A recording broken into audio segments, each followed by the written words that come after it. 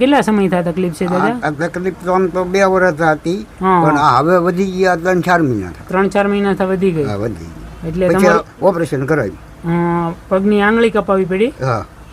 અને શરીર કામ નથી કરતું ને? નહીં, નહીં. હા. દીકરાને માં જન્મથી જ આ તકલીફ? જલમાલી છે. કેટલા વર્ષના થયા ભાઈ? 35 વર્ષ બાર નો થઈ ગયો. પેલા મારી પાસે શક્તિ હતી, ત્યાં સુધી મેં દવા કરાવી. પછી શક્તિ વધી ગઈ, પછી આદમી પૂરું થઈ ગયું આદમીનું. અમે દવા નહીં લેતા હવે.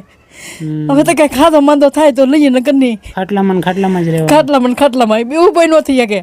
એમ બેહી નો કે, એમ ખાઈએ નો કે, એમ પાણી નો પીએ કે, એ અમારે બધું કરવાનું. અમારે એકને મારે ખાસ ઘીરે રહેવાનું. એટલે 100 મહિના થતા હું અહીંયા ઘીરે જ છું. હાવ પેલા શું કામ કરતા? પેલા દાડીએ જાતી.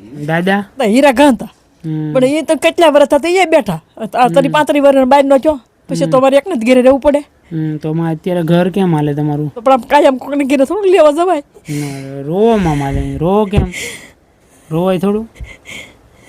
હું તમારો દીકરો જ છે. હોમાં રોવાય નહીં. તમારે ઘણી બધી તકલીફ છે, હું સમજુ છું. દાદાને શું થઈ ગયું? માં સોનવા છો એને, એટલે શું બધું હુકાઈ ગયું નથી, હલાતું નથી, બારે ન જઈ શકે, શરીર કામ નથી કરતું. નહીં રોવાય નહીં. હોમાં ઘણી બધી તમારે તકલીફ છે. એમાં મહુવાના માળવાવ ગામે આવ્યા છીએ, બાલાદાદા અને હોનામાને ઘરે. જન્મથી જ દીકરાને કુદરતી તકલીફ છે, અને માં પહેલાં મહેનત મજૂરી કરતા, દાદા હીરાનું કામ કરતા, ત્યારે એનું ઘર બહુ વ્યવસ્થિત હાલતું. અને છેલ્લા 6-8 મહિનાથી દાદાને ઘણી બધી તકલીફ છે શરીરમાં, કે શરીરની નસું હુકાવા માંડી અને શરીર કોઈ કામ નથી કરતું. અને અત્યારે ઘણી બધી જવાબદારી માના ખંભા ઉપર આવી ગઈ. એટલે માં પણ કોઈ મહેનત મજૂરી ન કરી શકે, અને દીકરાનું અને દાદાનું બંનેનું ધ્યાન રાખવું પડે. બહુ જૂનવાણી આ ઘર છે, કાચી ઈંટનું બનાવેલું, અને આમાં ચોમાસામાં રહેવું પણ અત્યંત બહુ મુશ્કેલ હોય. તો બસ દોસ્તો, તમારી આજુબાજુમાં કોઈ આવા વૃદ્ધ, નિરાધાર અને જરૂરિયાતમંદ લોકો હોય તો ચોક્કસથી એને મદદ કરજો. રાશન તમને આપ્યું, કેવું લાગ્યું? સારું લાગ્યું અમને તો. સારું લાગે ને, સારું લાગે ને. મારી દીકરાથી દેવા આવે, શું કરવાનું? સારું લાગે.